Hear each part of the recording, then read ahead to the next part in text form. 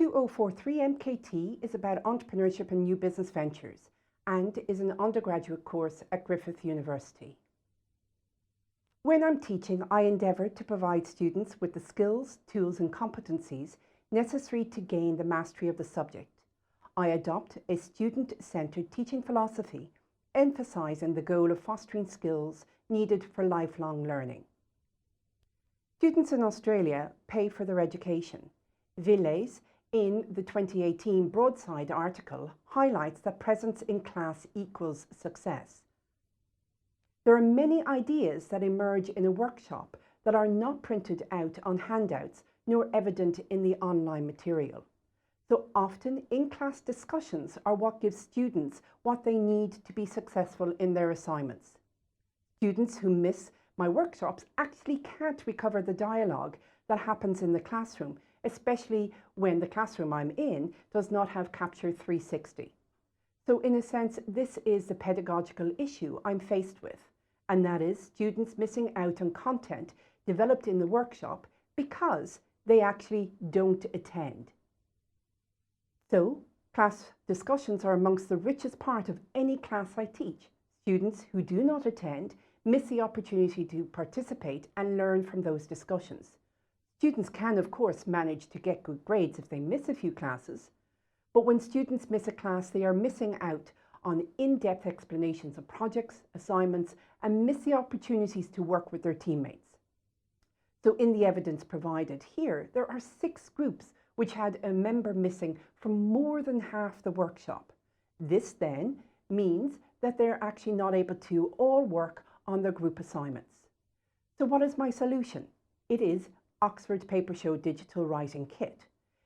The Paper Show is a compact display system that faithfully beams words, images and squiggles generated by a Bluetooth-enabled pen. And it goes directly to your computer screen and created to add spontaneity and colour to brainstorming and other collaborative sessions. The system comprises a pen and a USB key that communicates wirelessly once they have been paired. So you plug the dongle into a PC, the pen is then paired with the dongle over the internet, and then you write on interactive paper provided. And this paper here is an example of one that I have put a canvas on. So I'm effectively providing a digital whiteboard substitution and slides annotation to students, thus promoting interest in the workshop material, interaction between group members and other members, and hopefully greater attendance. Students can, as I say, draw images, sketch or develop charts with the pen on the paper provided. They can also take handwritten notes on what the group members have decided, what they observed from the workshop that has importance for their group assignment, and also save it as a PDF, a PowerPoint, or email it. Now, I've tested it just briefly with students in week 11, and the results were very positive. Some of the results were saying that because they themselves are visual people, they like now how they can turn the conversation into a visual and then be able to keep it and save it online and also send it to each other.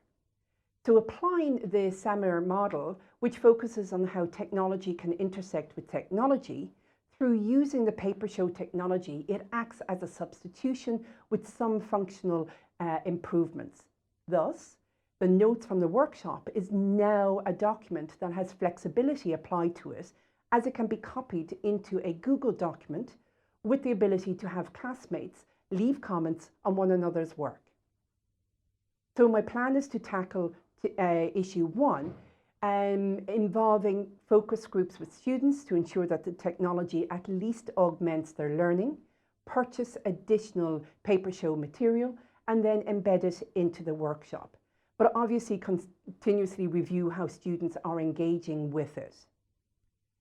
So the second pedagogical issue is that just in the last 3 weeks of semester, a student came to me to indicate that the canvases provided in the course were not interactive. She had a disability, and it severely led to anxiety and frustration having to try and recreate the canvases. So there were 22 canvases and templates that I actually delivered over the 11 weeks. I didn't realise it was that much until I reviewed the course based on this feedback from the student. And for example, we have the business model canvas here, and we have the value proposition canvas up there in the corner. Those two canvases were actually used for assessment purposes. So after learning how to use Adobe, the solution I've made is to provide interactive canvases for students. So after spending about 6 hours learning about Adobe, taking all 22 canvases and making them all interactive, I've combined them into one document with interactive capabilities applied to them.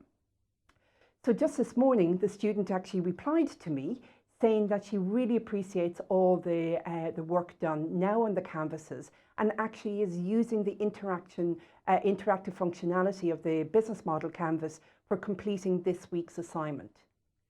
So using the SAMR model, I believe that now with modification technology, it enables significant task redesign. So rather just having an ordinary canvas, the canvas has now become a blog post.